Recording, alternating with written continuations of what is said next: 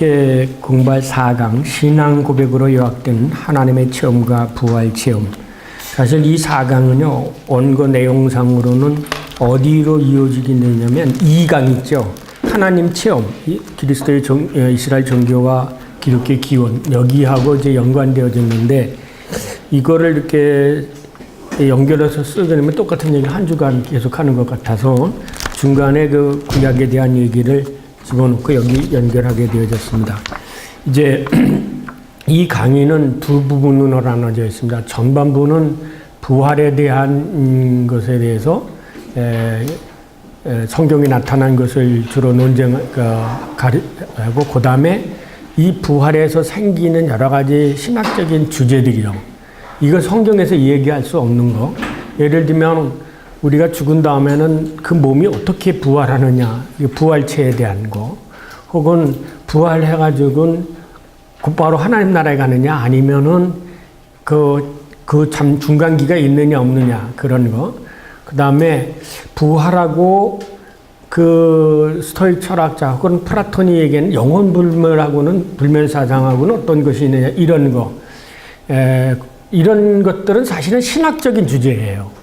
신학적인 주제이고 그래서 전반부에서는 성서에 관해서 예수 그리스도의 부활의 역사적 현실에서 진짜 부활했느냐 안 했느냐, 혹은 그 부활의 증거가 어디 있느냐, 혹은 그 어떻게 해서 성경이 형성이 되어지나 이런 성서와 관련되어진 것들을 먼저 하고 그 다음 후반부에 가서는 신학적인 주제를 나눠주겠습니다.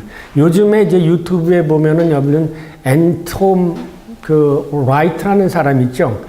혹시 들으셨는지 모르겠어요. 제가 그 우저강좌, 그러니까 벨커 교수의 하나님의 계시론을 강조할 때 거기에 제가 라이트에 대해서 소개했죠. 벨커도 교육명고 거기에 판넨베르그도 소개했고, 그러니까 그런 사람은 이 라이트 같은 사람은 뭐냐면 이 육체의 부활을 얘기를 하고 있거든요. 육체. 근데 성경에는 육체의 부활을 얘기하는 게 아니라 몸의 부활을 얘기하는 거죠. 그러니까 몸과 육체는 구별이 되어지는 거죠.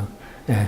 그래서 성경에서는 몸 소마라고 하는 그 소마는 고린도전서에 나오는 그 소마 프노이마티코스, 영의 몸. 그 영의 몸이 뭐냐라는 것, 그런 거하고 육이라는 것을 쓰는지 혹은 육체라고 쓸 때는 이거는 뭐냐면 이 사르스를 쓰게 되거든요. 그래서 사르스로서의 부활을 얘기하면 이거는 환생이죠. 네. 환생. 그러니까 나사로 같은 사람은 부활하는 게 아니라 그건 환생하죠. 예수님 다시는 세상으로 다시 돌아오게 하는 것이고, 이런 것들의 이제 논쟁이 앞으로 계속 남아 있게 되어집니다. 그 다음에 이제 마가복음 9장 1절인 거는 그거는 제가 이제 다음에 이걸 그냥 자료를 나눠드리고 거기서 자료를 보시고서 의문 나는 것을 제가 질문 받는 것으로 그렇게 하겠습니다. 자, 아까 우리 박상국 목사님은 이제 주기도문으로 마치셨죠. 오늘 해야 될 주제는 뭐냐면 이렇게 생각해요. 예수님께서 우리들에게 너희는 이렇게 하라고 주기도문을 가르쳐 주셨습니다. 그런데 이 주기도문을 가만히 한번 읽어보세요. 가만히 읽어보세요. 뭐냐면 주기도문 한 머릿속에서 하늘에 계신 우리 아버지의 이름이 거룩히 여긴 말씀, 아버지의 나라가고 하나님의 뜻이 이 땅에 이루어지고, 그 다음에 인간을 위해서 기도하는 부분이 있죠. 그 인간을 위해서 기도하는 분이 뭘로부터 시작해요? 그 일용할 양식. 전에 제가 말씀드렸죠. 이 예수님이 성경을 읽으셨을까 안 읽으셨을까요? 이런 생각해보세요. 예수님이 주기도문을 이렇게 얘기하면서 아버지 하나님에 대한 얘기하고요. 그 다음에 이름 얘기하고, 그 다음에 나라하고 뜻에 대해서. 그러니까 천상의 창세 이전에 되어졌던 하나님의 모든 것들이 이 땅에서 이루어지기를 기도하는 거예요. 그 다음에 기도하는 것은 일용할 양식에 대해. 양식에 대한, 그 다음에 뭐에 대해서 기도합니까? 죄에 대해서. 그 다음에 죄 용서에 대해서 기도하죠. 시험에 대한 얘기하죠. 그 다음에 악에서 구합시다. 네. 그러면 성경은 어떻게 전해드리면 성경은 어떻게 됐어요? 사탄이 나타나가지고요. 그 다음에 아담은 시험하죠. 그죠? 시험해가지고 뭐야? 죄를 짓죠. 죄를 지으니까 그 다음에 뭐야? 일용할 양식을 잃어버린 거예요. 그렇죠. 그래서 땀을 흘려 먹고 살게 되었다는 거예요. 예수님이 이 구약 성경에 있는 것을 다 읽고 이렇게 가르쳐야지 이렇게 하면서 주기도문을 가르쳐 주셨을까요? 그렇지 않죠. 그죠? 여기서 예수님이 가르쳐준 이 주기도문 안에서 뭐를 얘기하냐면 이 성경에 우리가 기도하는 이 순서와 인간의 타락의 순서가 정반대예요. 그렇죠? 그러니까 이 주기도문 하나 속에서도 예수님이 하나님이시구나. 어느 예언자가 이렇게 기도하라고 가르쳐준 적 없습니다. 구약 성경에 예수님처럼 이렇게 기도하라고 혹은 이렇게 타락의 순서를 거쳤다고 설명해 준 예언자도 없었고 모세오경에도 이런 얘기는 없어요. 근데 예수님은 이렇게 얘기하고 있어요. 이거는 뭐냐? 인간이 타락하기 창조 이전에 하나님의 창조 이전에 뜻이 있었다. 세우려고 하는 나라가 있었다. 하나님이 이름이 그래서 마지막 이 정말 요한계시록에 가면은 마지막에 뭐냐면 영광에 대한 걸로 쓰는지 영광성. 이게 독설록이에요. 독설록이라는 것은 뭐냐면 하나님에 대한 이름을 찬양하는 거예요. 이름을 찬양하는 거예요. 하나님께 영광, 하나님께. 네. 영광성을 읽어보시면, 그 영광성을 읽어보시면 영원저부터 영원까지 하나님께 성부와 성자와 성령께 영광. 찬송과 뒤에 영광성을 보래. 그 라틴어를 읽으시면 더 알아요. 하나님께, 창조주 하나님께 영원저부터 영원까지. 예? 세세무궁토록 아멘, 아멘, 할렐루야. 이렇게 끝나는 게 영성인데, 그때 뭐냐면 그의 이름이 영광을 받으시옵소서라는. 예. 그러니까 요거는 이 인류의 모든 이 역사나 이런 모든 것들이 창세전에 하나님이 창조하시고 가져갔던 하나님의 이름. 그래서 이 이름을 이스라엘 사람들은 못 부르고 이 테트라그라마타라고 하죠. 예. 왜 야훼. 이 야훼를 뭐라고 불렀느냐면 아도나이라는 말은 뭐야? 주라는 뜻이죠. 예. 주. 그래서 주 우리 하나님, 주 예수 그리스도. 예. 오늘은 뭘 공부하려고 하냐면 사도들이 가르쳐 주시고 교회에서 매일 고백하는 예배 때마다 고백하는 게 사도신경 있지 않습니까? 이 사도신경이 어떻게 나오게 되었느냐? 그 사도신경이 나오게 되어진 것이 뭐냐면 예수 그리스도의 부활부터 나오게 되어진 거예요. 네. 부활부터 나오게 되어진 거예요. 그리고 이스라엘 사람들의 최초의 신앙 고백인 그 히브리 신앙 고백, 신명기 26장 5절부터 9절까지의 얘기도 야훼 하나님의 그 구원의 역사를 체험하고 나서 고백되어져 나오는 거예요. 그래서 히브리 사람들이 고백하는, 히브리 사람들은 지금도 신명기 26장 5절부터 9절로 고백을 하고 있어요. 우리 조상은 유리하는 아람 사람으로서 그 숫자가 많지 아니하더니 그 고백과 신학에서 얘기하는 우리들이 고백하는 사도신경의 이 고백이 우리는 떨어져 있는 것 같은데 사실은 이 고백과 이 고백이 내용상으로 일치하면서 거기 속에서 이 출발점이 어디서 있냐? 하나님의 역사 속에서 신앙 고백으로 묶어지게 되어진다는 거죠. 그러니까 신약성경 336권 혹은 3927, 66권의 모든 기사들이 여러 가지 많은 하나님의 체험이 있는데 이 많은 하나님의 체험이 하나로 묶여진 거는 구약은 히브리 신앙 고백이요, 신약은 사도신경으로 묶어져가지고요. 이 고백이 결정적으로 기독교와 기독교의 모든 내용을 함치게 되어지고, 그래서 우리의 모든 역사에 예수님께서 가르쳐준 이 주기도문하고 이제 다음에 말씀드린 이 주기도문하고 또 그 신앙 고백하고 이제 이렇게 맞져 들어지겠느냐.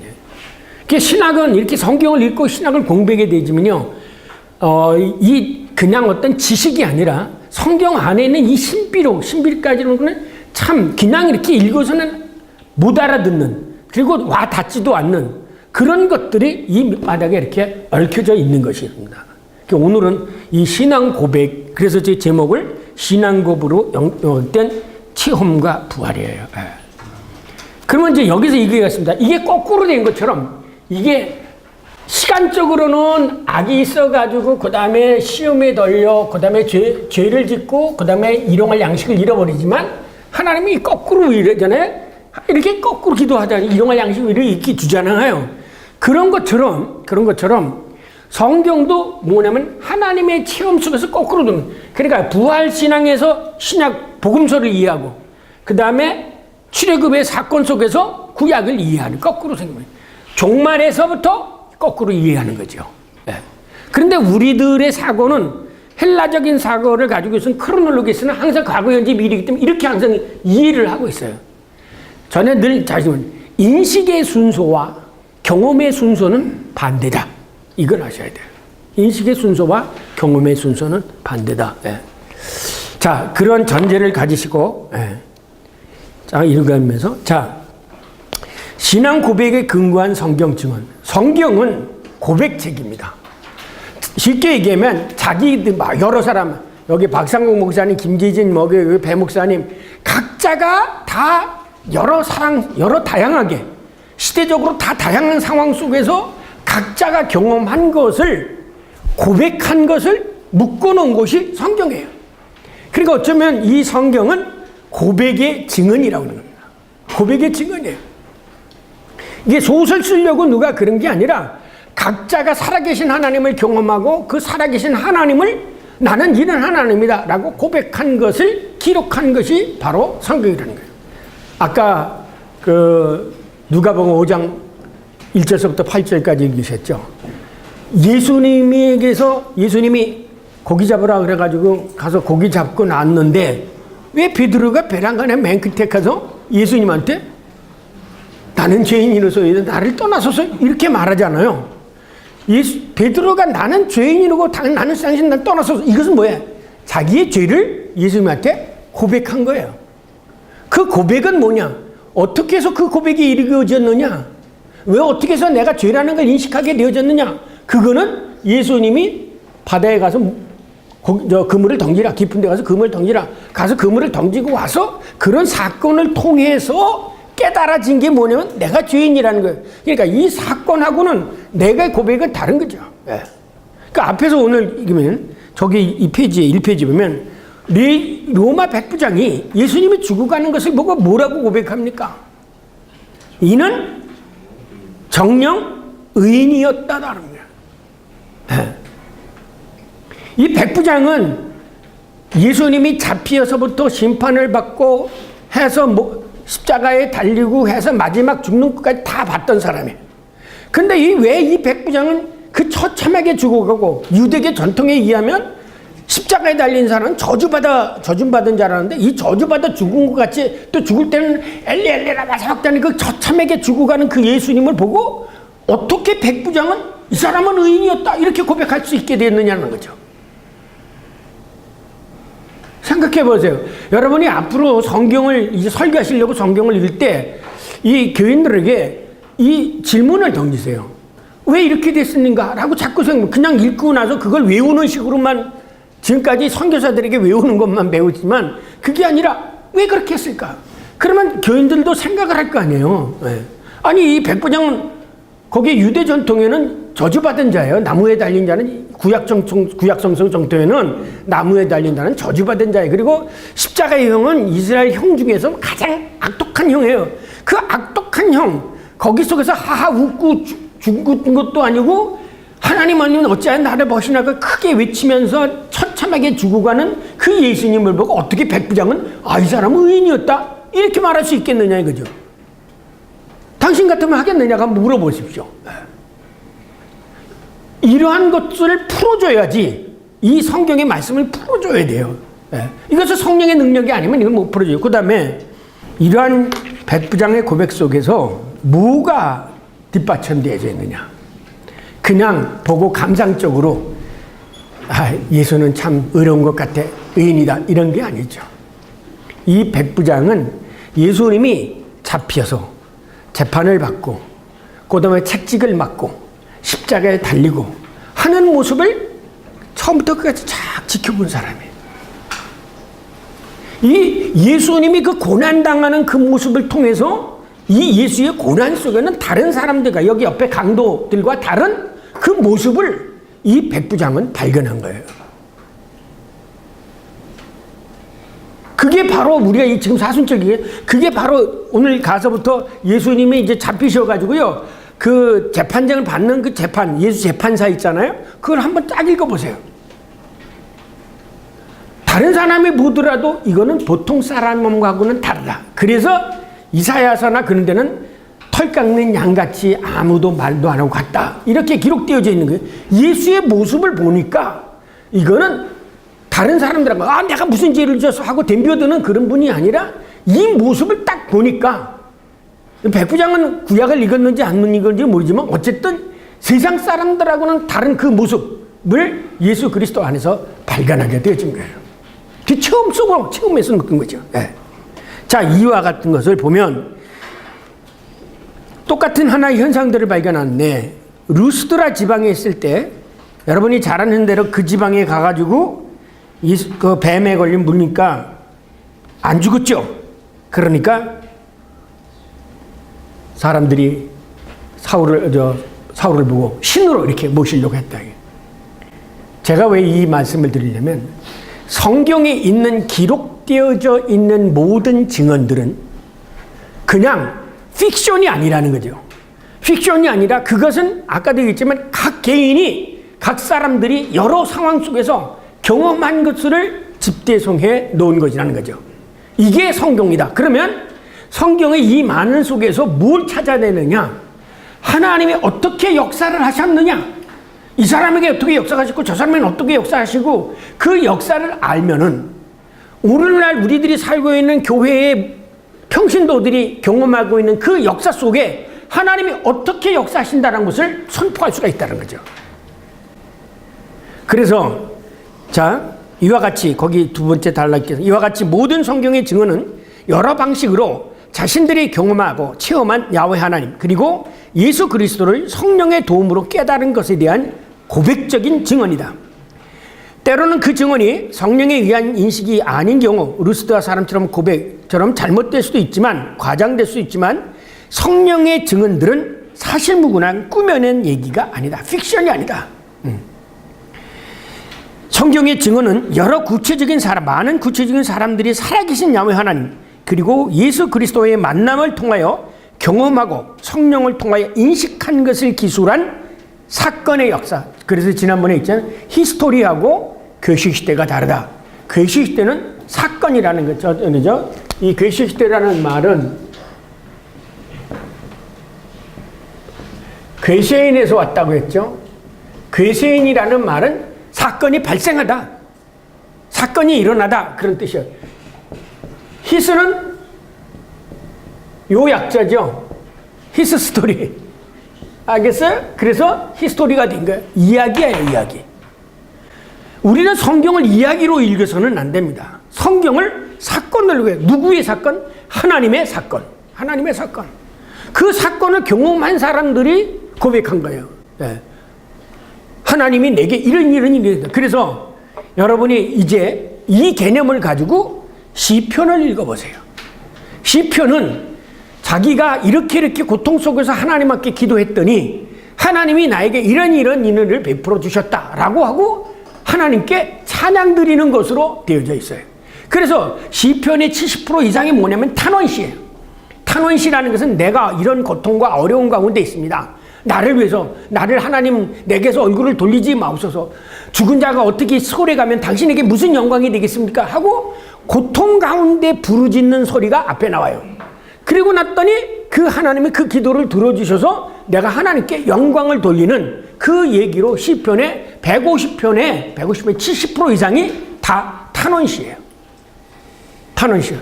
그 다음에 거기에 20%가 역사시예요. 역사시. 그 역사시는 뭐로 구성되어 있냐면 거의 다 출애굽 사건의 근거를 두고서 하나님 앞에 감사를. 그러니까 성경 자체를 여러분이 바꿔요. 성경 자체는 살아계신 하나님을 경험한 사람들이 그 경험한 것을 보고 자기네들이 그 경험한 것을 하나님 앞에 고백한, 내가 경험한 사람은 하나님의 살아계신 하나님이요, 내가 경험한 하나님은 구원자의 하나님이요, 내가 경험한 사람은, 내가 죄 지은 사람이 경험한 사람은 진노의 하나님이요, 각자가 경험한 것을 하나님 앞에 고백하고 있다는 겁니다. 그 고백의 눈으로 성경을 읽어가야 된다는 겁니다. 그래서 그 고백을 가장 간략하게 요약해 놓은 게 오늘 우리가 배우려고 하는 사도신경이에요. 자, 그러므로 구약신학자 브리즈만은, 독일의 구약신학자 게하르트 폰라드 잘 아시죠? 구속사 학파의 폰라드는 성서의 복문은 신앙 고백에 의해서 재구성되었다. 따라서 성서의 본래 자체의 본래적인 의미는 이스라엘이 고백한 신앙 고백에 근거하여 해석되어야 한다고 주장하였다. 구약 성서는. 그러니까 폰라드조차도 구약 성경을 해석하는데 그 어느 입장에서 보냐면 히브리 사람들이 신앙 고백한 신명기 26장 5절부터 9절의 입장에서 구약 성경을 해석해야 된다. 신앙 고백에서 해석해야 된다라는 거죠. 그러다 보니까 이스라엘의 역사가 하나님이 구원해 주시는, 어려운 가운데서 이스라엘 사람들을 구원한 역사다. 그래서 여러분이 잘 아는 폰라드가 무슨 얘기를 해요? 구속사라는 말을 꺼내 집어낸 거예요. 그렇게 보니까 하나님은 이스라엘을 구속하시는 하나님이다. 그래서 구속사가 나온 거예요.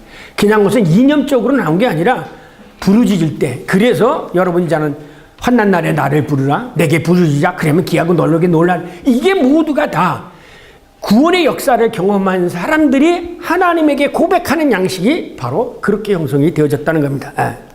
이어서 한스발트 볼프도 구약의 메시지의 중심 방법으로, 메시지 중심으로 읽어야 된다. 그 메시지 중심으로 성경을 읽어야 되는데, 폰라드와 볼프에 의하면 성서 본문을 형성한 사람들은 구약은 이스라엘 사람들이고 신약은 교회 공동체이지만 이들이 경전으로 가지고 있는 구약 성경과 신약 성경은 야훼 하나님과 예수 그리스도를 주, 아도나이, 나의 생명의 주, 역사의 주, 내 인생의 주로 고백한 증거의 편지물이다. 거기에 밑줄, 증거의 편지물이다. 이 점에서 폰라드, 한스발트 볼프 그리고 브리즈만은 칼바르트의 성경 이해를 따르고 있다. 더 자세히 말하면 성경은 야훼 하나님과 예수를 만나고 그의 행업을 체험한 사람들의 신앙 고백적 증언이다. 구약과 신약의 증언은 야훼 하나님과 예수 그리스도에 대한 체험 고백, 신앙 고백이다. 왜냐하면 구약과 신약의 증언들의 밑바닥에는 그들이 하는 그 증언의 밑바닥에는 그들이 야훼 하나님의 체험과 예수 그리스도의 체험이 자리 잡고 있기 때문이다. 그렇다면 이스라엘과 원식 그리스도교 공동체가 체험한 그 하나님과 그 예수를 어떻게 주로 고백하게 되어졌는가? 아시겠어요? 제가 여기다 주라고 썼잖아요. 이 주는 야훼, 이스라엘 사람들도 야훼 하나님을 주라고 고백하고, 그 다음에 신약 성경의 교회 공동체도 예수를 주라고 고백해요. 주라고 고백해요. 근데 이게 딱 똑같이 나타나게 있어요. 이 뒤에 고린도 후서에 나타나게 됩니다. 이제 요것이 요거 하나가 되어지는 게 아니라, 자, 약속을 성취하는 역사의 주체, 지난 2강에서 얘기했던 아브라함과 이삭과 야곱의 하나님, 이스라엘의 야훼는 먼저 하나님께 찾아와 인간을 부르시고 그에게 말씀하시고 명령하시는 인격적인 하나님이다. 늘 강조해야 될 게 있죠. 교회 안에서 신앙의 주체는 납니까? 하나님입니까? 하나님이에요. 그래서 인식의 주체도 내가 아니라 하나님의, 나로 하여금 깨달아 알게 해주셔야 돼요. 그러니까 여러분이 설교를 할 때도 내가 설교한다고 말지 말고 하나님이 설교를 하도록 해줘야 되기, 내가 설교한다. 그러면 누구의 도움을 구해야겠어요? 성령의 도움을 구해야죠. 예. 그래서 설교 준비하실 때 꼭 기도하고, 설교할 때도 기도하고, 하나님, 그래서 목사님 그러죠. 부족한 종은 하나님 등에 감춰주시고, 그런 말을 많이 하는 이유는 이 설교의 주체는 내가 없어서는 안 되는 거예요. 하나님이, 나는 그냥 도구라는 것을 이해되는. 그래서 항상 이니시아티비테트, 주도권, 그것을 누가 갖느냐면 하나님이 갖는 거예요. 그래서 늘 얘기죠. 네가 나를 선택한 것이 아니라 내가 너를 선택. 이스라엘 백성이 하나님을 선택한 게 아니었죠. 뭐라고 그랬어요? 내가 너를 선택한 건 오히려 여러 민족 중에서 가장 작기 때문에 내가 이스라엘 민족을 선택했다고 그랬지 않습니까? 그런 것처럼 선택의 주체는 하나님이에요. 그래서 내가 이 교회에 나왔다고 하고 부름을 받았다고 하는 자체가 은혜인 거예요. 그래서 신앙생활을 오래 해준 분들은 뭐로서 하나님 앞에 감사하냐면 내가 예수 믿게 된 게 얼마나 감사한지 모른다. 그거예요. 예수를 믿게 된 것 자체가 감사한 거예요. 더군다나 여러분이 그 많은 사람들 중에 하나님의 말씀의 증언자로 부름을 받았다는 것 자체가 은혜예요. 그것만으로도 은혜, 무슨 큰 게 해야겠다고 은혜가 아니라. 그래서 루터는 이거를 여러 소명 중에 가장 큰 소명, 스페셜한 콜 이래가지고 특수 은사, 특수명이라고 해요. 소명이라고 부른 게 바로 그거예요. 왜? 사도들이 뭐였어요? 사도들을 왜 불렀어요? 자, 보세요. 여러분은, 아까도 우리 학생들하고 했지만, 히브리적인 사유와 표현 방식과 헬라적인 표현 방식이 달라요. 예수님이 베드로에게 어부니까 내가 너를 통해서 여러 사람들에게 전도하기 위해서 너를 불렀다. 이렇게 말하지 않고 어떻게 부릅니까? 내가 너를 사람을 낚는 어부가 되게 하겠다. 그러니까 히브리적인 표현들은 굉장히 리얼한 거예요. 실제적이야. 네가 어부니까 고기를 낚잖아요. 그러니까 어부에게 가장 알아듣기 쉬운 방법으로 내가 너를 사람을 낚는, 만약에 세금쟁이를 부르셨다고 하면 어떡하실까요? 내가 너를 세금 잘 걷는 사람으로 만들겠다 이렇게 했었을 거죠. 아시겠어요? 그러니까는 성경을 읽을 때 구약의 성경은 실제적이고 현실적이다라는 그 언어로 읽어야 되는 거예요. 아시겠어요? 형이상학적인 언어로 읽지 마시고 그렇게 읽어야 됩니다. 자, 이렇게 해서 하나님은 모든 것들을 주관하시고 인도해서, 그래서 이스라엘 사람들은 역사의 주체를 누구로 고백하느냐면 야훼 하나님이에요. 야훼 하나님. 자, 이제 여러분 이걸 목회에 정리해보세요. 고민하고 계시는 분한테 왜 고민하십니까? 그렇게 묻지 마시고요. 네, 그러면 야단 맞아요. 남은 지금 고민하는데 남 사정도 모르고 목사가 그런다 이러면. 네. 히브리적인 물음은 어떻게 하냐면, 이 집사님 지금까지 어떻게 살아오셨어요? 아, 고생 많이 했죠. 뭐 그렇게. 혼자 살아오셨나요? 하나님의 도움이죠. 예, 맞습니다. 지금까지 하나님 도움으로 살아오셨죠? 앞으로는 어떻게 사실 거라고 생각하십니까? 네? 하나님 도움으로 사시죠. 그러면 벌써 그 사람 해답을 찾은 거예요. 아멘. 그리고 나서 제가 기도해도 될까요? 그러면서 거기서 기도하면서 하나님, 이 윗사를 지금까지 여기까지 인도해 주신 것처럼 여호와이라 앞으로도 하나님께서 인도해 주십시오. 지금 닥친 문제도 과거에 인도해 주셨던 것처럼 극복해 주실 줄을 믿습니다. 그때 이 사람이 아멘 하는 소리가, 왜? 자기가 가만히 생각해보니까 과거가 내가 혼자 살아온 게 아니거든요. 하나님의 은혜로 살아온 거예요. 그 하나님의 은혜로 살아온 것을 평신도들에 하여금 깨닫게 해주는 거예요. 왜? 성경이 그렇게 돼 있으니까. 거기서 되는 거지, 이게 인간적으로 설명하고 뭐 해석이 되는 게 아니라, 이게 바로 그 성서대로 목회를 하는 거고 성경이 가르치는 대로 기도를, 목회적인 사역을 하게 되죠. 한번 해보세요. 제가 말하는 대로 하는 행복과 하면 당장 그분이 변화될 거래요. 신학하고 목회나, 그래서 바르트는 뭐냐, 신학은 목회를 위한 거예요. 교회를 위한 거예요. 그리고 우리 학생들도 예수님은 뭐 때문에 십자가 못 박혔어요? 우리를 살리기 위한 거예요. 그래, 예레미야서 33장이 뭐냐면 하나님은 죽을 자라도 죽는 것을 원치 않는다고 했어요. 사는 게 하나님의 뜻이지 죽는 게 하나님의 뜻이 아니라는 거예요. 살리는 게 목적이라. 그러니까 이 성경에서 생각하는 그 모든 거는 궁극적으로는 뭐냐면 하나님이 우리를 생명을 살리기 위한 거예요. 그래서 부활이라는 게 있는 거예요. 부활이 뭐예요? 죽은 자가 다시 살아나는 거예요. 이 사건 속에서 모든 문제가 해결이 된다는 거죠.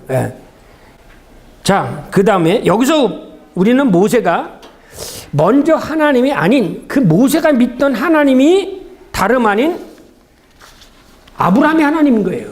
그죠? 전에도 말씀드렸죠. 박상국 목사님 믿던 하나님이 그 아들의 하나님은 안 될까요? 내 아들의 하나님이에요. 그 손자의 하나님이 되어지는 거잖아요. 그것은 뭐냐면 말로는 이것도 표현해. 히브리적인 상은 헬라적인 표현은 이렇게 여호와 하나님은 모든 인류의 만세의 하나님이다 이렇게 표현했을 거예요. 혹은 영원한 하나님이다 이렇게 표현했을 거예요. 그런데 히브리 표현은 그렇지 않아요. 하나님은 너의 하나님건 네 아들의 하나님건 그 아들의 하나님건 이렇게 표현해.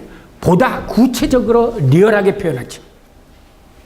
그러면 우리가 이 복음을 전할 때도 하나님은 모든 것은 사랑입니다 그렇게 얘기하지 말고 그 사랑을 보다 구체적으로 얘기하면 히브리의 사람은 당신이 지금 앓고 있는 병을 낫게 해주시는 하나님입니다.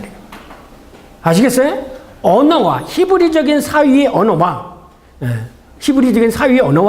헬라적인 사유의 언어가 다르다는 거예요. 그래서 보세요. 예수님이 이런 질문하는 거잖아요. 내 사함을 받았노라 하는 말하고 내 상을 들고 가라는 말 어느 게 쉽겠느냐? 예수님 뭐라고 그랬어요?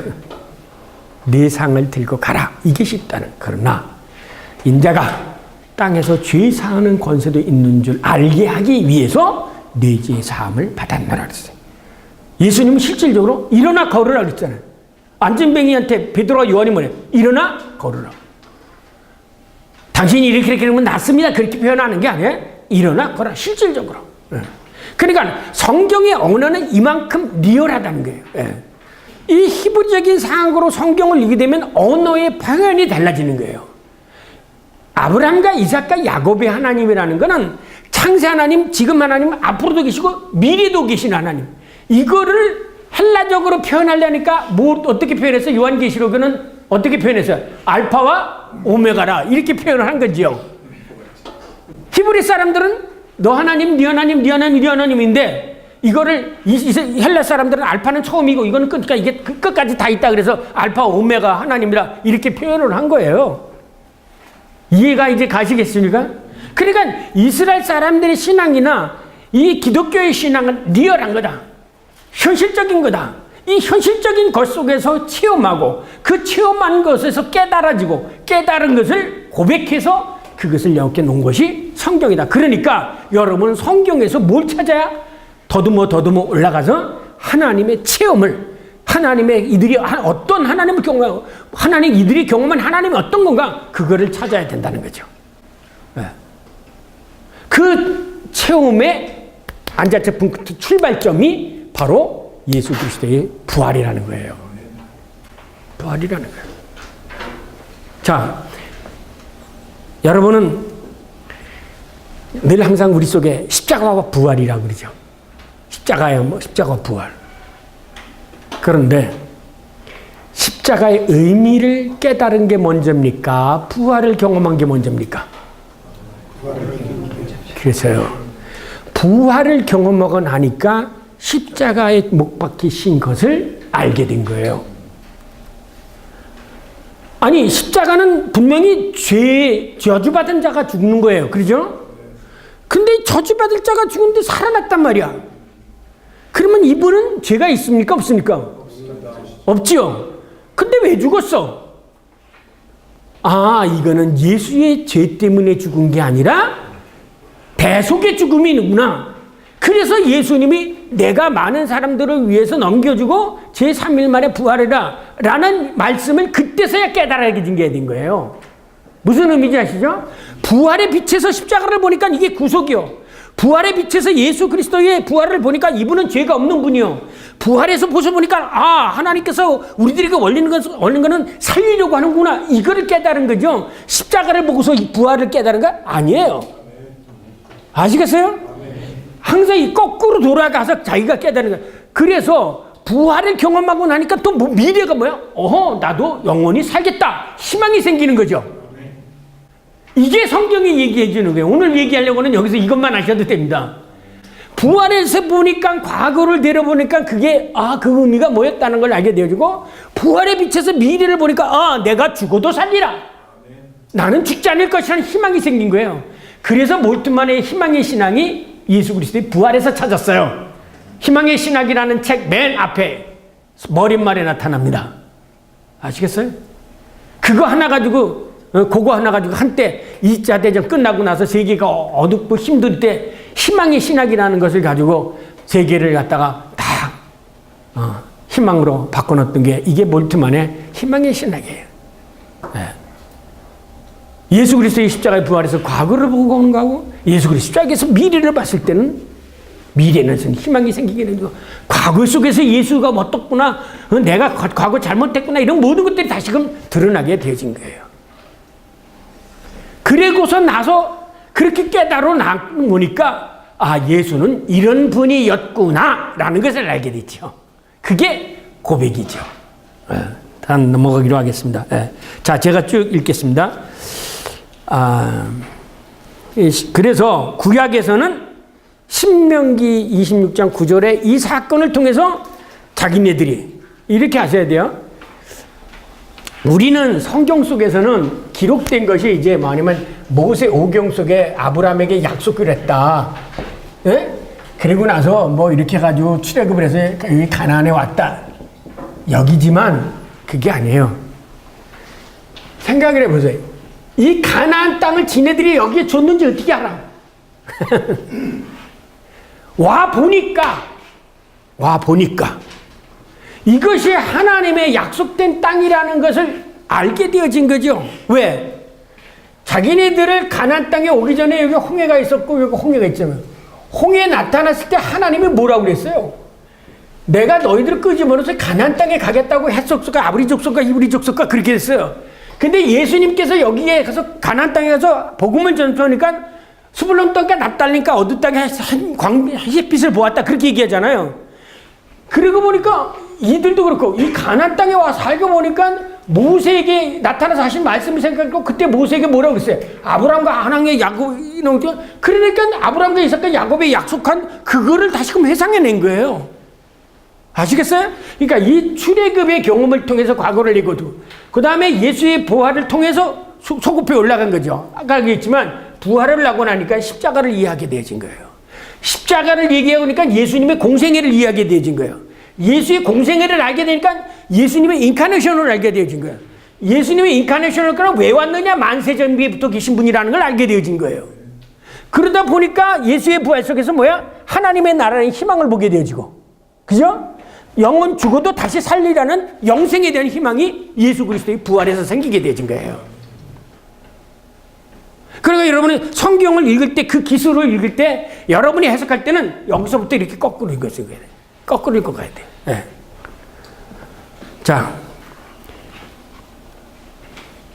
거기 3페이지에 이렇게 조상 때부터 거기부터는 이렇게 조상 때부터 체험한 역사를 통해 이스라엘 사람들은 그들이 믿는 야훼 하나님을 고백하게 되어졌어요. 이제는 우리가 믿는 하나님은 이런 하나님이다. 첫째, 이스라엘 조상 때부터 자기들을 어렵고 고난받을 때 구원해 주시고 특히 애굽 종살이에서 구원해 주시며 지켜주시고 인도해 주시는 구원의 하나님이다라는 것을 알게 되어진 거죠. 그래서 이제 그들에게 무슨 희망이 생겨? 구원의 하나 그래서 메시아 사상이 생긴 거예요. 아시겠습니까? 메시아 사상이 어느 때 생긴 거예요? 그냥 생긴 게 아니에요. 메시아 사상이 이 구원의 하나님을 경험하니까 어렵잖아요. 어느 때 생겼어요? 메시아 사상이 신학적으로. 메시아 사상은 엑실 파로그 후예요. 고통으로부터 그러니까 이스라엘 사람들에게 뭔가 몇백 년 이 사람들이 벌써 포로게 돼가지고 몇백 년 그래가지고 이 중간기에 뭐냐면 메시아 사상이 그때 생기잖아요. 우리들을 구원해 주실 사람이 누군가 없기를 어디서 기대했어? 출애굽 사건에서 기대했어요. 저 아까 출애굽 이 바벨론의 포로가 되어지니까 이 70년 동안 살아나고 기껏해서 나왔는데 또 알렉산더 당되고 그러니까 또 롬한테 당해. 그러니까 이게 하루에 내는 거. 그러니까 이스라엘 사람들이 587년에 남양에 망하잖아요. 그러니까 538년에 돌아와요. 이게 포수기야. 그런데도 그 다음에 알렉산더, 그 다음에 로마 때까지 이때의 메시아 사상이 생긴 거야. 그러면 이 메시아 사상이 어디서 생겼냐? 이 출애굽에서부터. 그때 우리를 구원하신 분이 우리를 구원해 주실 것이다. 그래서 다윗의 그 당시 이스라엘 사람들 가운데 가장 왕성했던 부흥했던 다윗 왕조 가운데 우리를 구원할 메시아가 날 거라는 희망을 가지게 되어진 거예요. 이제 성경에 이렇게 맥이 보이십니까? 이게 보여야 돼요. 그래서 이제 두 번째, 그래서 이스라엘 사람들은 자신의 역사를 그 구원하신 하나님이, 그래서 사실은요, 믿음은요, 평안할 때 요구되어지는 게 아니에요. 믿음은 어느 때 필요하냐면 어려울 때 믿음이 필요한 거예요. 문제가 없을 때는 사람들이 다 믿어요. 그러나 실질적으로 역사적으로 사람이 어려우면 오히려 믿음을 안 생겨요. 그러니까는 욥의 부인도 가서 그러잖아요. 욥한테 하나님 저주하고 죽으라고. 욥이 잘 됐더니 그 부인도 얼마나 하나님께 영광과 감사를 드렸어요. 그러니까 어렵게 되고 자식들이 다 죽고 재산이 몰리고 되니까 나중에는 뭐에 저주하잖아. 하나님 저주하고 죽으라고 그러잖아요. 그러니까 믿음은 어려울 때 중요한 게 힘인 거예요. 어려울 때 필요한 게 믿음인 거예요. 편안할 때 얻음이 필요한 게 아니에요. 자, 그래서 이제 둘째, 히브리 사람들이 생각한 것은 뭐냐면, 이 한 아브라함한테 약속한 것을 여기다가 꼭 가나안 땅에서 보니까 하나님은 한 번 약속하신 것은 반드시 이루어 주시는 분이다 라고 하는 믿음이 생기죠. 고백이 생기죠.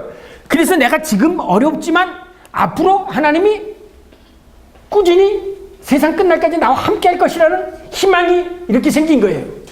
아시겠어요? 하나님이 약속한 것을 성실히 지킨 것을 기억하면서 지금 나에게 약속하신 것도 지켜주실 것이라는 희망이 생긴 게 되어진 거죠.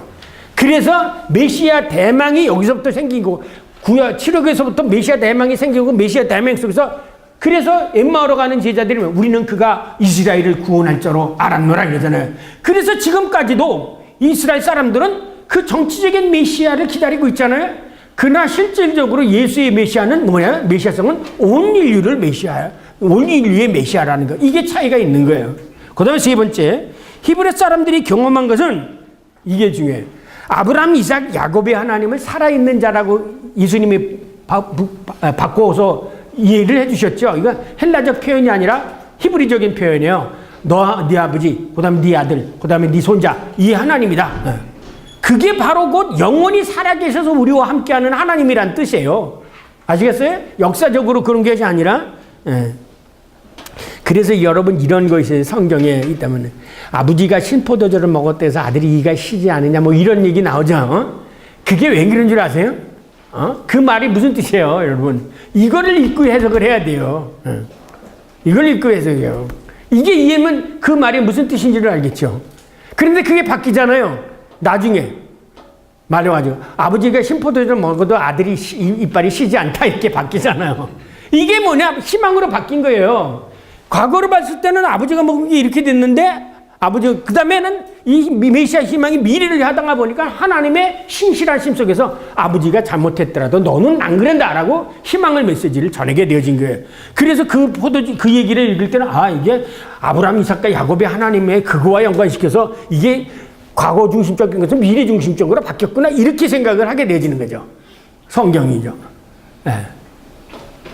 어떻게 아버지가 먹은 게 아들이 이빨이 시겠습니까? 그게 바로 그 히브리 사람들의 표현 방식인 거예요. 자,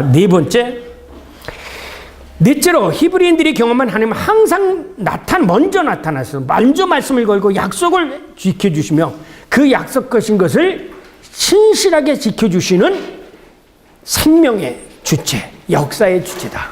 이런 거예요. 이게 이제 이스라엘 사람들. 그러면 이제 부활을 통해서는 사람들은 어떠한 것을 경험하게 되었는가? 이제 신약 성경에 와서 부활을 통해서는 어떤 하나님을 경험하게 되어졌는가? 그래서 고백한 내용은 뭐야? 예수는 그리스도다. 그래서 예수는 살아계신 하나님, 예수는 그리스도요 살아계신 하나님의 아들이다. 이 말에 시니어 앞에 시그널을 붙여서 만든 게 뭔 줄 아세요? 그 단어가 물고기라고 해서 그리스도인들은 전부 딱 물고기를 겼던 거예요. 그것이 최초의 고백은 예수는 그리스도야. 그 다음에 예수는 그리스도의 살아계신 하나님의 아들이라 붙여졌죠. 그게 점점 더 이렇게 확장이 되어진 거예요. 그러니까 맨 처음에 신앙 고백은 예수는 그리스도다. 예수는 그리스도다. 예수는 메시아라는 거죠. 그래서 그러면 그런 고백이 나오게 되어졌던 그 원인, 가장 큰 원인, 그게 뭐냐면 아까 얘기했잖아. 고린도서 15장 3절부터 8절에 있는 이것이 바로 교회 공동체의 최초의 고백이라는 거예요. 그 고백은 예수 그리스도의 부활 전승이에요. 거기 각주를 보면 이 성경대로라는 말은 예수께서 우발적으로 십자가에 못 박혀 죽은 것이 아니고 부활하고 다시 나타난 것이 아니라 구약의 약속대로 예언대로 죽고 다시 살아나. 그래서 예수님이 뭐라고 그랬어요? 베드로가 칼 가지고 딱 해서 말고에 길을 떠니까 그냥 나라. 내가 지금 천군 천사를 동원해가지고 얘네들 하나 못 쳐서 이거 당하는 게 아니다. 그렇게 되면 이렇게 되리라고 한 하나님의 말씀이 어떻게 이루어지겠느냐라고 하면서 그냥 말고에 귀를 붙여주시지 않았습니까? 이것은 뭐냐면 예수님이 철저하게 순종했다는 거죠. 그래서 로마서를 읽어보세요. 왜 이 부활신앙? 예수님은 하나님 말씀에 철저하게 순종하였기 때문에 그는 의인이었고, 최초 인간 아담은 하나님의 말씀에 거역했기 때문에 죄인 거예요. 그래서 죄라는 개념이 다른 거예요. 죄라는 개념은 헬라적인 죄 개념은 율법적 죄 개념은 뭐뭐 하라, 뭐뭐 하지 말라 그러면 그거를 어긴 것을 죄라고 생각해. 613개 율법을 했느냐 안 했느냐. 그래서 율법을 안 지키면 불의한 사람인데 이 복음에서는, 이 신약에서는 뭐냐면 하나님의 말씀에 순종하느니, 그래서 로마서 3장에 가면 믿음의 의라는 게 순종의 의예요. 순종의 믿음이에요. 순종의 믿음. 그 순종하는 믿음을 하나님이 의롭다 여겼다는 거죠. 로마서 기억하세요? 바르트 공부하시면 그걸 의롭다 여긴 것이에요. 칭의론을 여길 때, 설명할 때 바울이 뭐라고 하냐면 그가 모리아산에서 아들을 바치려고 했을 때 아들을 바치잖아요. 그때 하나님께서 그제서야 내가 너를 알았다 하고 그 순종을 보고 그것을 믿음으로, 그리고 또 한 가지 또 소급해요. 바랄 수 없는 중에, 아들이 없는 중에도 불구하고 내가 아들을 주겠다 그럴 때 아멘 감사합니다 라고 받아들인 건 의로 생겼다는 거야. 그러니까 이걸 히브리어에서는 또 뭐라고 그러고요? 믿음은 바라는 것들이 실상에 보이지 않는 미래에 대한 얘기를 하잖아요. 그러니까 성경은 상타 스크립투라스 입시우스 인터프레스, 성경은 성령으로서 이해를 해야 되는 것처럼 이 믿음은 바라는 것들이 실상에 보이지 않는 것 증거하는 미래는 뭐냐? 하나님의 말씀을 전적으로 의지할 때는 하나님은 역사의 주인이야. 그러니까 오늘이나 내일이나, 그리고 하나님이 약속하신 거는 신실하게 이루어 주실 거야. 지금은 아니지만 하나님께서 약속하셨으면 분명히 이루어줄 거야. 그렇게 하겠습니다. 이게 믿음이요. 그게 의라는 거죠. 내가 고기를 많이 잡았는데 잡힐지 안 잡힐지는 모르겠지만 말씀에 의존해서 던지니까 많이 잡는 거예요. 이게 순종의 의라는 거예요. 그런데 그것을 안 한 거, 불순종했을 때는 뭐야? 그거는 죄지. 그래서 죄는 불순종의 죄라는 거예요. 이게 아주 칼바르트 신학의 아주 핵심적이에요. 순종의 죄와 순종의 의와 불순종의 죄, 이것이. 자, 그런데 보세요. 그럼에도 불구하고 부활을 현현을 경험한 사람도 예수가 누구인지 정확히 알지 못했습니다.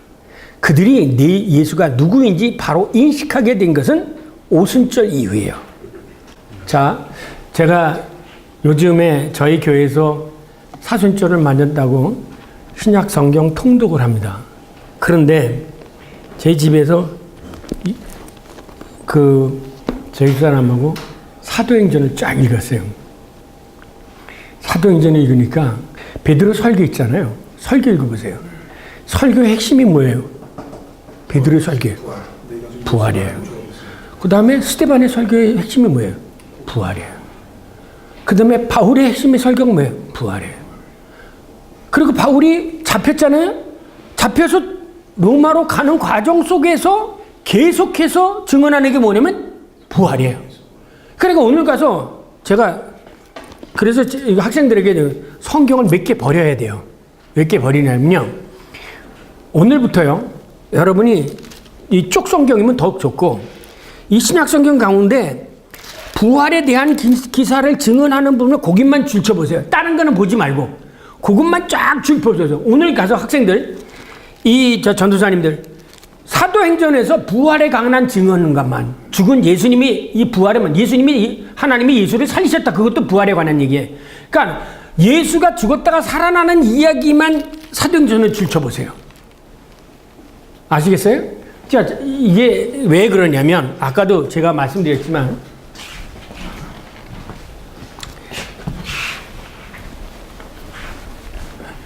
이거는 예수님이 BC 6년서부터 4년 사이에 태어났어요. 언제 태어난지는 몰라요. 그러나 이제 학자들 사이에는 4년설이 제일 지배적이에요. BC 4년에 태어나니.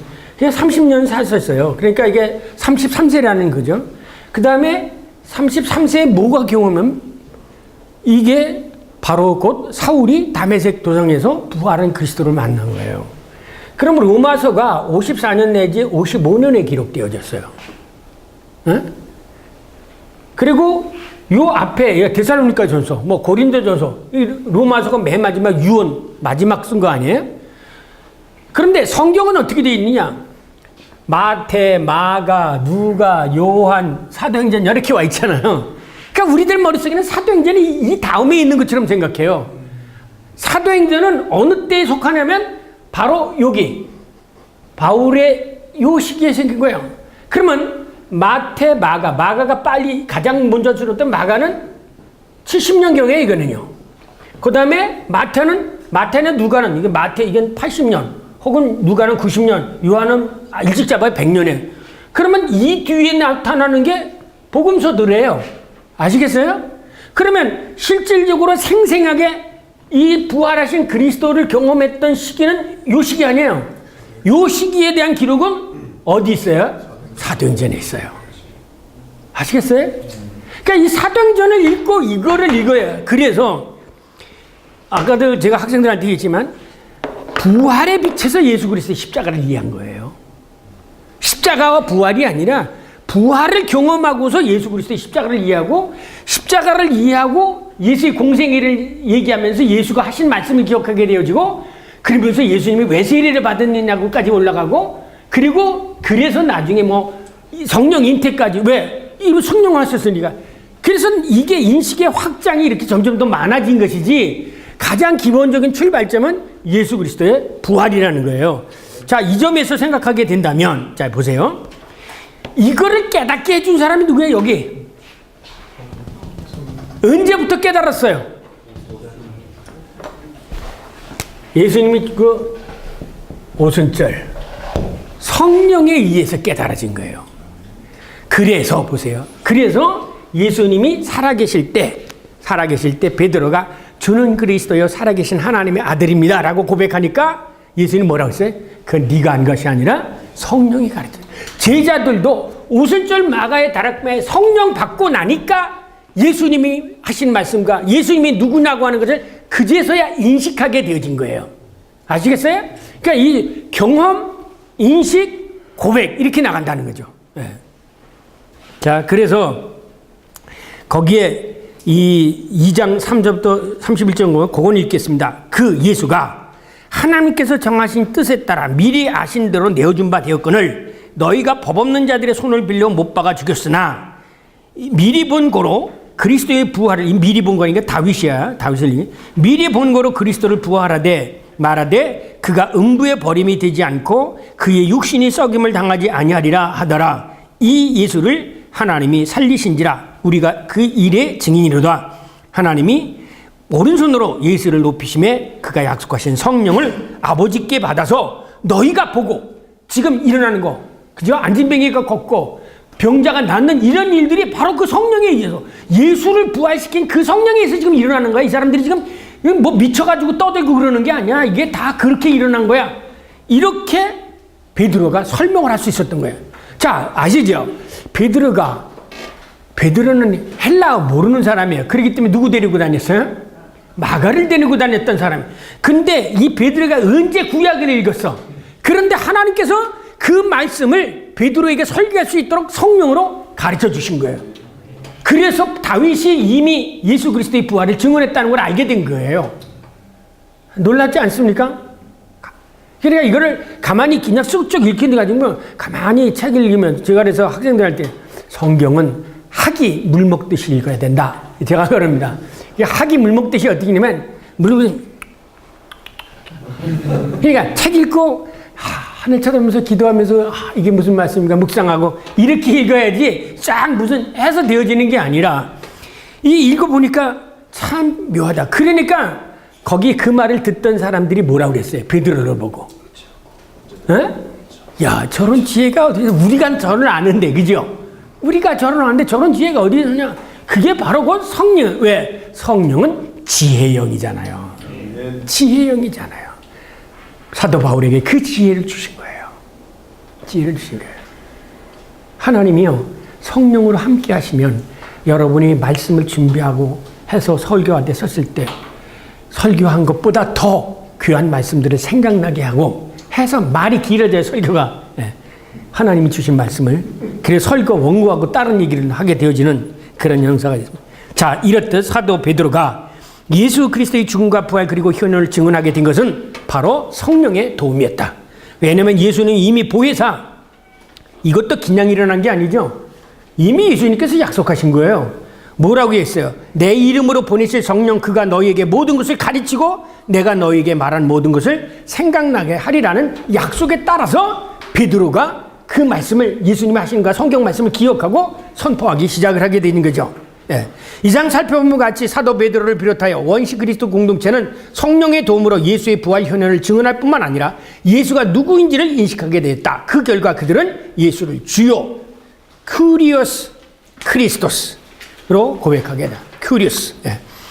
당신은 그리스도이십니다. 예수는 주님이십니다. 예수는 주십니다. 이러한 고백을 베드로가 최초로 성령의 도움으로 주는 그리스도의 살아계신 하나님의 아들이십니다라고 고백한 것에 맞다. 상응하게 되어진다. 그러나 예수님은 분명히 바요나 시몬아 그러나 네가 복이 있도다 이를 내게 할 것은 내 혈육이 아니라 하늘에 계신 내 아버지라고 말씀하셨던 거고 이는 예수에 대한 바른 인식은 성령의 도움으로 이루어진다는 것을 가르치는 말입니다. 그러므로 예수를 주와 그리스도로 고백하게 된 것은 인간의 형이상학적인 진술이 아니라 이런 고백은 예수 그리스도 원시 그리스도 공동체 구성원들이 예수와 만남을 통하여 성령의 도움으로 인식한 것을 총체적으로 기술한 것이 바로 성경이다. 다시 말해 원시 그리스도 공동체의 신앙 고백은 예수가 부활하셔서 다시 제자들에게 나타나신 사건과 결코 분리되지 않는다. 즉 예수의 부활 현현은 예수 그리스도의 공동체의 단초가 되어진다. 이제 결론적으로 말합니다. 그래서 이제 최초의 예수는 그리스도, 예수는 주님이시라는 말을 확장해서 고백하게 되어진 것이 뭐냐면 사도신조의 두 번째 항목이에요. 자, 보세요. 우리가 사도신조를 보니까 어떻게 씁니까? 두 번째 항목은 이렇게 많죠. 그죠? 그리고 앞에는 나는 천지를 창조주 하나님을 믿사오며 그 다음에 성령 이렇게 플러스 앞에 되죠. 본체는 어디야? 요거예요. 요거의 본체는 예수는 주시다. 예수는 그리스도시다. 이것을 통해서 예수 그리스도의 생애를 내는데 꼭 그 부분만 우리가 고백합시다. 뭐라고 그러면 이거예요. 이제 마리아에게 나시고 그 앞에지요. 본래 여기서부터 본디오 빌라드에게 고난을 받아 십자가에 못 박혀 죽으시고 장사된 지 사흘 만에 죽은 자 가운데서 다시 살아나셨으며 하늘이시오 전능하신 하나님 우편에 앉아 계시다가 거기로부터 살아있는 자와 죽은 자를 심판하러 오시리라. 요거예요. 이게 뭐냐면 초대교회는 재림을 기다리고 있었잖아요. 부활 승천한 분이 있었기 때문에. 그러니까 이 예수 그리스도의 부활과 죽음과 부활과 승천을 여기 본디오서부터 시작해가지고 오시리라까지가 다 예수 그리스도의 부활과 관련되어진 신앙 고백이라는 거예요. 아시겠어요? 아, 내가 매일같이 이렇게 신앙 고백을 하면서 이게 예수 그리스도의 부활과 관계되는 건 전혀 몰랐구나. 아시죠? 이게 사실은 부활을 고백하고 있는 거예요. 초대교회 공동체는 부활 신앙 공동체예요. 이렇게 고백한 거예요. 이제 결론적으로 말하면 성경의 모든 거는 넘어가겠습니다. 이제 우리는 히브리 신앙 고백이 형성되는 과정과 원시 그리스도 공동체의 신앙 고백이 형성되는 과정의 유사성을 발견할 수 있다. 그것은 하나님 체험, 곧 예수 부활 체험, 성령을 통한 하나님 인식, 하나님에 대한 고백, 하나님에 대한 증언, 성경으로 확장이 되어진다. 요거 중요한 겁니다. 체험을 통해서 체험을 하고 그 체험에 대한 이해가 뭐냐? 그 체험을 통해서 하나님이 어떤 분이라는 것을 가르쳐 주시는 분이 성령이고 그 성령의 가르침에 따라서 인간이 하나님에 대해서 고백하고 그것을 증언하는 데서 모아놓은 것이 바로 성경이다. 그래서 예수님이 이것이 바로 곧 뭐야? 나에게 대해서. 아시죠? 요한복음 5장 39절. 너희가 성경에서 생명을 얻는 줄 상공을 하거니와 이 성경이 바로 곧 나에게 되어진 것이다. 이스라엘 역사 속에서 이제 이것을 스데바니가 그 앞에 이 사도행전에 나오는 얘기예요. 6페이지 스데바니가 길게 증언을 합니다. 그 뒤에 부분은 뭐냐면 이제 스데바니가 성령이 충만해서 구약서부터 있는 얘기를 다시 쫙 입니다. 그 모세에서부터 거기 맨 처음에 여러분 부영되어 드려 거기 있잖아요. 우리 조상은 하란에서 이게 뭐야? 우리 조상은 아람 사람으로서 그 얘기잖아요. 하란에서 있게 메소포타미아에 있을 때 영광의 하나님이 그에게 보여 쭉 역사를 나열하고 그 다음에 예수 그리스도의 십자가의 죽음과 부활을 증언하고 신천하이신 하나님을 보노라. 그리고 죽은 거죠. 예. 이제 그러면서 이 스데바니가 구약과 예수 그리스도의 부활을 연결시켜 준 거죠. 아시겠어요? 이스라엘의 그 하나님 체험과 성령 체험, 성령을 통해서 예수 부활과의 연결시켜 놓은 그 설교가 스데반의 설교예요. 그런데 이 스데반의 설교를 듣고 있었던 사람이 누구냐? 예? 사울이에요, 사울. 사울이에요. 그래서 사울의 메시지, 설교와 스데반의 설교는 유사성이 있습니다. 예. 이 스데반 설교를 분석하고 바울의 설교를 증거하니까 대득이 똑같아요. 예. 그런데 그래서 사실은 바울의 그 메시지는 스데반의 메시지에 많은 영향을 봐요. 직간접적으로. 예. 왜? 가만히 듣고 있었거든요. 예.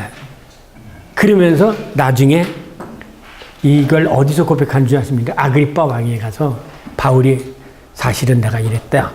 그러면서 내가 그때 찬송표를 던졌다. 예. 그 얘기를 고백합니다. 그건 뭐냐면 바울이 스데반 설교를 가만히 듣고 있었던 거예요. 뭔가 그때부터 하나님이 바울을 부를 수 있는 작업이 일어나게 되신 거예요. 그러니까 여러분이 전도를 하잖아요. 부활을 얘기하잖아요. 안 듣는 것 같아도 그 뿌린 씨앗이 언젠가 개울밭에 떨어지지 않고 어디 떨어져서도 언젠가 결실을 맺게 되어집니다. 여러분이 한 전도가 결코 없어지고 쓸데없는 것이 안 돼요. 그것이 씨앗을 맺게 되어집니다. 누군가를 거둬요.